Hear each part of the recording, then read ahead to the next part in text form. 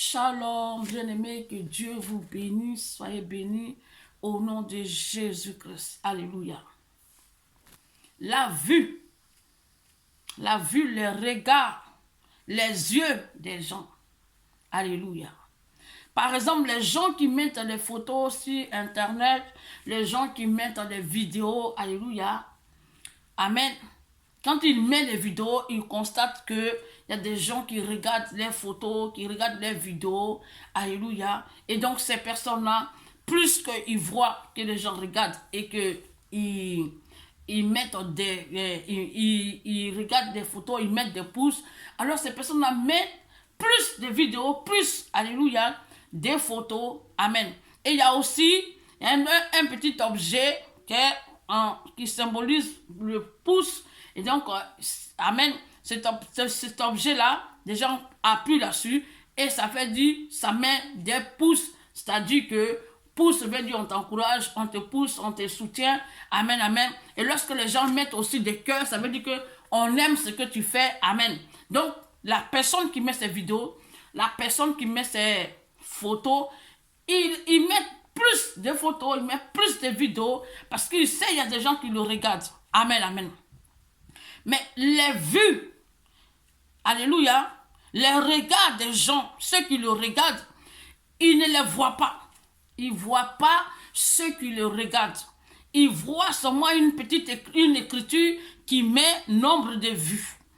200 vues, 300 vues, ou bien 1000 vues, 2000 vues, 3000 vues. Alléluia.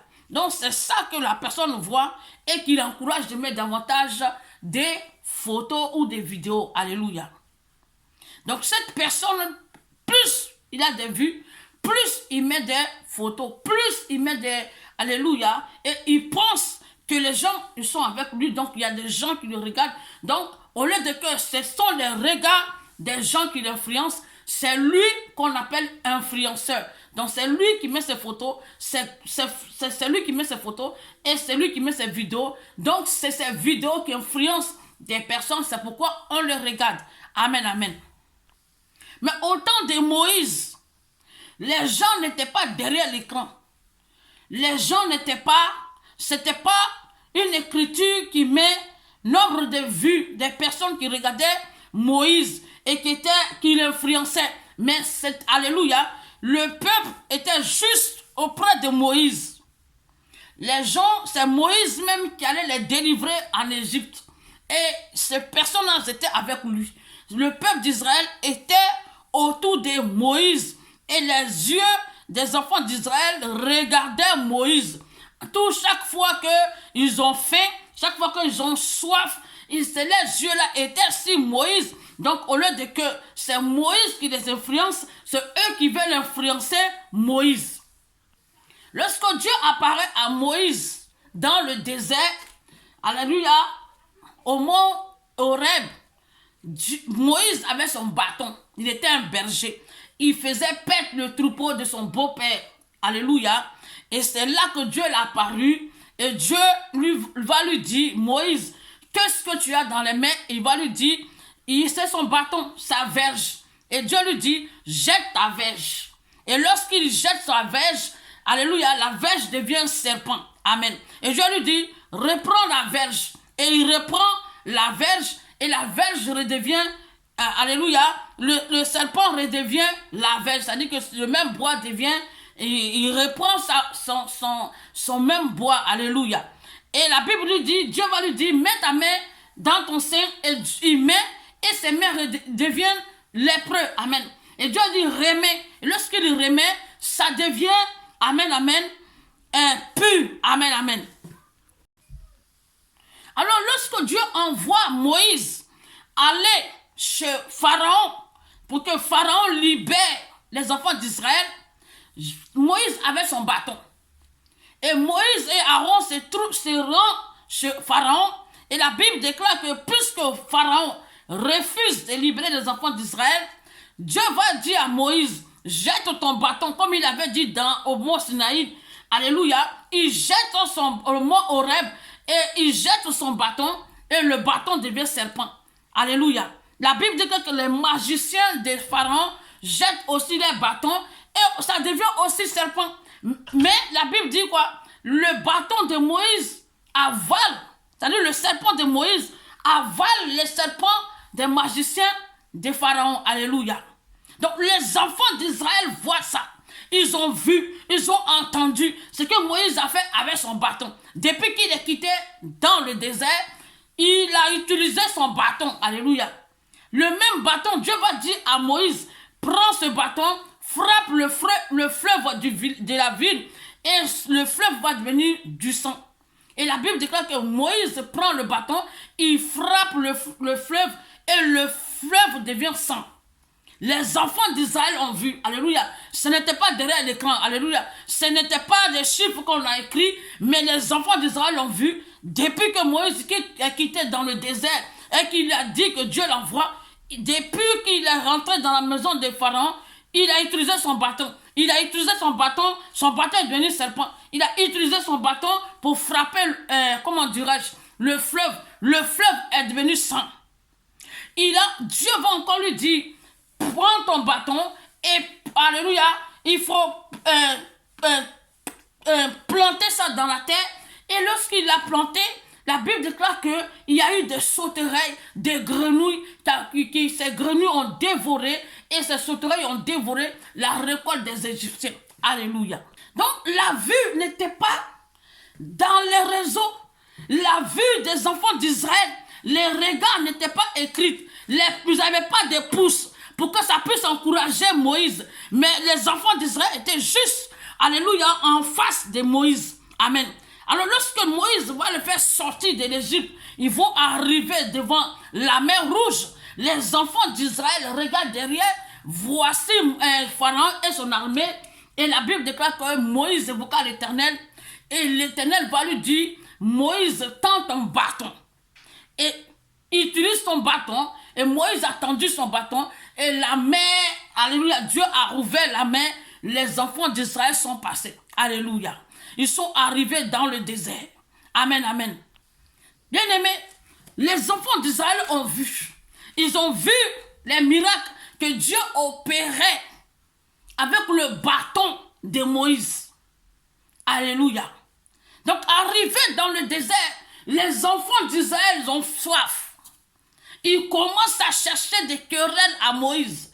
Il crie, Moïse, tu nous as envoyés ici, on a soif, on a faim, alléluia, tu nous as envoyés ici pour qu'on ait soif, nous et nos bétails. Et la Bible dit qu'ils ont trouvé une eau qui était amère, l'eau de Mara. Et là, Moïse va invoquer l'Éternel, et l'Éternel va dire à Moïse, prends ton bâton, alléluia, et frappe l'eau de Mara, et pour que l'eau, ça devienne douce. Et la Bible dit que Moïse l'a fait. Les enfants d'Israël ont bu. Ils ont bu, eux, avec les bétails. Alléluia. Alléluia. Ils voient tout ça. Ils voient ce que Moïse fait à travers son bâton. Ce que Dieu fait. Dieu, depuis que Moïse a quitté le désert et qu'il est revenu en Égypte, Dieu utilise, Moïse prend toujours son bâton et il frappe, il tape. Et c'est avec ce bâton-là que les enfants d'Israël sont habitués. Amen, amen. Alors ils arrivent, alléluia, au rocher. Ils arrivent au rocher d'Horeb. Ils ont encore soif. Ils ont oublié ce que Dieu a fait à travers Moïse depuis l'Égypte. Depuis l'Égypte, comment Moïse, son bâton est devenu serpent. Comment Moïse a frappé le fleuve. Comment Moïse alléluia, a fait venir les sauterelles par son bâton. Comment Moïse a ouvert la mer Rouge par son bâton. Ils sont arrivés dans le désert. Moïse, par son bâton, l'eau qui était amère est devenue douce. Maintenant, ils arrivent alléluia, au rocher d'Horeb. Ils murmurent encore.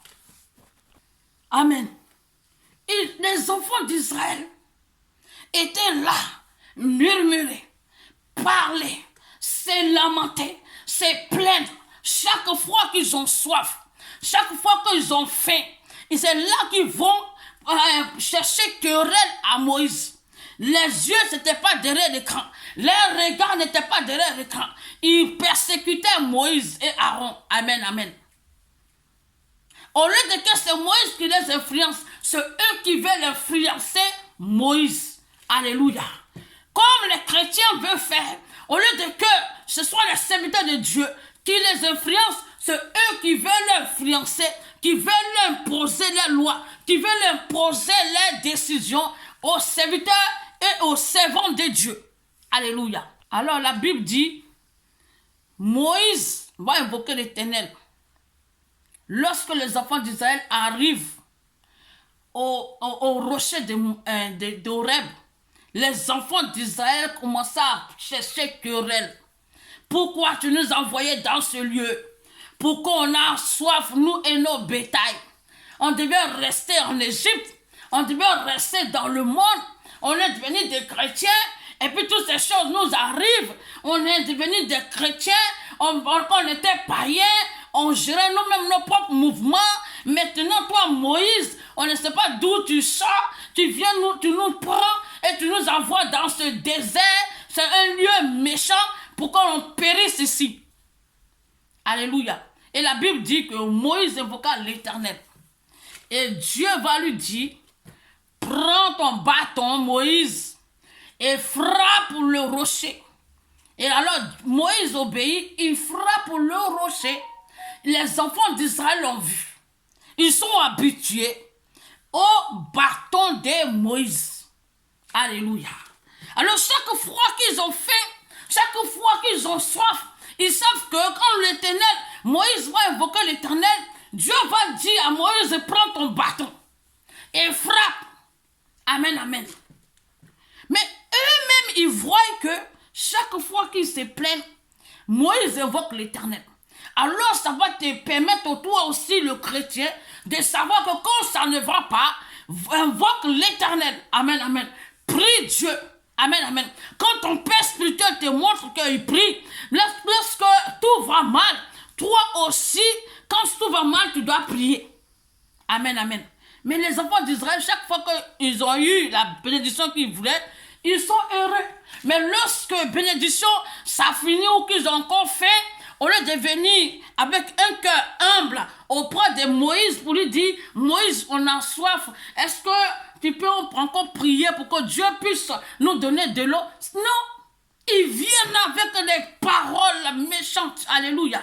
Ils viennent encore avec, pourquoi tu nous as fait venir ici, alléluia. Et la Bible déclare que la deuxième fois qu'ils sont arrivés, qu'ils étaient auprès du rocher, alléluia, les enfants d'Israël vont encore chercher querelle à Moïse. Nombre 20, verset 1. Toute l'assemblée des enfants d'Israël arriva dans le désert des Sim. Le premier mois, le peuple s'arrêta à Kadès. C'est là que mourut Marie et qu'elle fut enterrée. Il n'y avait point d'eau pour l'assemblée. Et l'on se souleva contre Moïse et Aaron. Et le peuple chercha querelle à Moïse. Et il dit, que n'avons-nous pas inspiré quand nos frères inspiraient devant l'Éternel? Pourquoi avez-vous fait venir l'assemblée de l'Éternel dans ce désert pour que nous y mourons, nous et notre bétail? Pourquoi nous avez-vous fait monter hors de l'Égypte pour nous amener dans ce méchant lieu? Ce n'est pas un lieu où l'on puisse s'aimer, et il n'y a ni figuier, ni vigne, grenadier, ni d'eau à boire. Au verset 6, Moïse et Aaron s'éloignèrent de l'assemblée pour aller à l'entrée de la tente d'assignation. Il tomba sur leur visage, et la gloire de l'Éternel leur apparut. Au verset 7, l'Éternel parla à Moïse et dit, prends la verge et convoque l'assemblée, toi et ton frère Aaron. Vous parlerez en leur présence au rocher et il donnera ses eaux. Tu feras sortir pour eux de l'eau du rocher et tu abreuveras l'assemblée et les bétails. Au verset 9, Moïse prit la verge qui était devant l'Éternel, comme l'Éternel le lui avait ordonné. Moïse et Aaron convoquèrent l'assemblée en face du rocher. Et Moïse leur dit, écoutez donc, rebelles, est-ce de ce rocher que nous vous ferons sortir de l'eau? Puis Moïse leva la main et frappa 2 fois le rocher. Avec sa verge, il sortit de l'eau en abondance, et l'assemblée but, et les bétails aussi. Au verset 12, alors l'Éternel dit à Moïse et Aaron, parce que vous n'avez pas cru en moi pour me sanctifier aux yeux des enfants d'Israël, vous ne ferez point entrer cette assemblée dans le pays que je leur donne. Au verset 13, ce sont les eaux de Mériba où les enfants d'Israël contestèrent avec l'Éternel qui fut sanctifié en eux. Alléluia. Donc, comme je disais, la vue, les regards des gens peuvent t'éloigner de la face de Dieu. J'ai l'habitude d'aimer mes photos, alors les gens me regardent. Mais cette fois-ci, Dieu dit, arrête d'aimer des photos. Donne maintenant réellement ta vie. Tu te dis que si j'arrête, je n'aurai plus de moyens, je n'aurai plus d'argent, je ne peux pas m'en sortir. C'est mes vidéos que les gens regardent, c'est mes photos que les gens regardent, et puis j'ai plus de vues, et j'ai plus d'argent, alors je ne peux pas changer. Alléluia. Donc plus tu mets des vues, plus tu mets des photos, les gens te regardent, plus ils pensent que puisque les gens sont avec toi, Dieu est avec toi. Alléluia. Amen, amen. Donc, Dieu te dit, change de comportement. Toi, la prostituée, abandonne la prostitution. Toi qui vivais dans le mal, change. Tu te dis qu'on me connaît comme ça. Alors je ne changerai pas. Alléluia. Alors tu continues, tu veux continuer parce que les gens te connaissent en tant qu'escroc, en tant que, alléluia, quelqu'un qui fait des marmailles, des choses qui lui rapportent de l'argent. Alors je ne changerai pas. Amen, amen. Donc les regards des gens, les vues des gens, les pouces des gens, les gens qui t'encouragent, permet que tu ne veux pas changer. Amen. Donc la deuxième fois qu'ils étaient auprès, les enfants d'Israël, c'était encore auprès qu'ils ont eu soif la deuxième fois. Ils ne sont pas venus près de Moïse pour lui dire, Moïse, on a soif. Comme tu avais fait la première fois avec le rocher, est-ce que tu peux encore permettre pour qu'on ait de l'eau pour boire? Non. Ils ont commencé encore à insulter. Ils ont commencé à chercher querelle. Ils ont commencé à s'élever contre Moïse. Jusqu'au point où Moïse pensait que le peuple allait le lapider. Amen, amen. La Bible déclare que lui et Aaron, ils sont allés mettre leur visage par terre devant la tente d'assignation. Et la gloire de Dieu est descendue. Cette fois-ci, Dieu va lui dire, Moïse, appelle le peuple devant le rocher. Et que ce peuple-là puisse te regarder. Mais parle au rocher. Alléluia. Amen, amen. Donc Dieu va dire à Moïse, parle au rocher. Alors Moïse et Aaron vont convoquer le peuple, les enfants d'Israël. Ils sont auprès du rocher. Les regards des enfants d'Israël sont là. Ils regardent. Ils sont habitués que chaque fois qu'ils ont fait, Moïse utilise le bâton. Quand il évoque l'Éternel, Dieu lui dit, prends ton bâton, frappe, tends ton bâton, plante. Et c'est en cela qu'ils sont habitués. Alléluia. Alors Moïse regarde le peuple.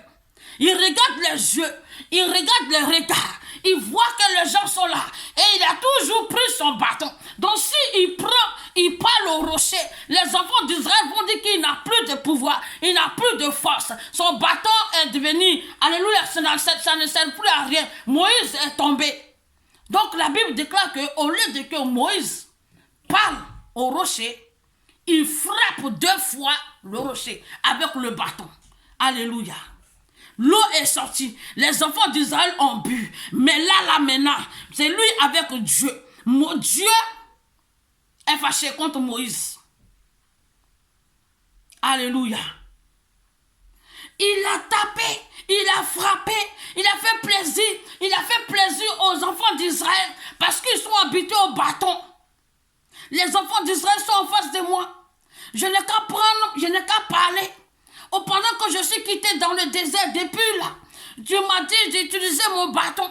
Les enfants d'Israël sont habitués à ça. Si je parle, ils vont dire que Moïse est tombé.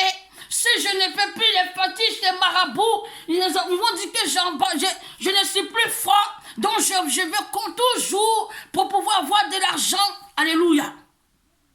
Et la Bible déclare qu'il a fait plaisir aux enfants d'Israël en utilisant le bâton qu'il avait toujours à l'habitude. Mais Dieu venait de le disqualifier. Lui et Aaron. Ils ne pourront plus arriver à Canaan. Ils ne pourront plus arriver où Dieu voulait qu'ils arrivent. C'est là que ça s'arrête maintenant. Alléluia. Amen, amen. Ils ne pourront plus aller là où Dieu voulait qu'il amène le peuple. Mais c'est dans le désert que les ministères s'arrêtent. Amen, amen. Bien-aimé. Quand tu as l'habitude de faire quelque chose que les gens aiment, tu vas penser que Dieu aime. Mais Dieu va te dire, change de comportement.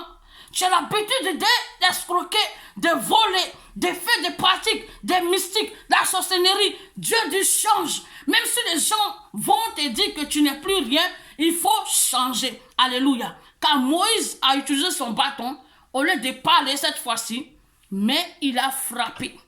Amen. Il avait l'habitude de frapper. Et les enfants d'Israël sont habitués. Mais là, Dieu dit parle. Depuis qu'il est quitté dans le désert, il ne fait qu'utiliser son bâton. Mais là, Dieu a changé la donne. Dieu dit parle. Et Moïse, il avait les regards devant lui. Les regards sont habitués. Les enfants d'Israël connaissent le bâton. Mais le bâton aujourd'hui, non, il ne faut pas utiliser le bâton. Il faut parler. Comment, Seigneur, tu veux que je parle? Alléluia. Oh, pourtant, je suis habitué à frapper avec mon bâton. C'est mon bâton là que les gens en croient. Si je laisse maintenant mon bâton, comment tu veux que je te serve? Alléluia. Et la Bible déclare qu'il a fait plaisir aux enfants d'Israël et il s'est disqualifié de Dieu.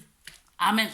Donc, bien-aimé, quand Dieu dit, donne ta vie, ne regarde pas les amis qui vont te dire, oh, il est devenu chrétien. C'est pour le salut de ton âme.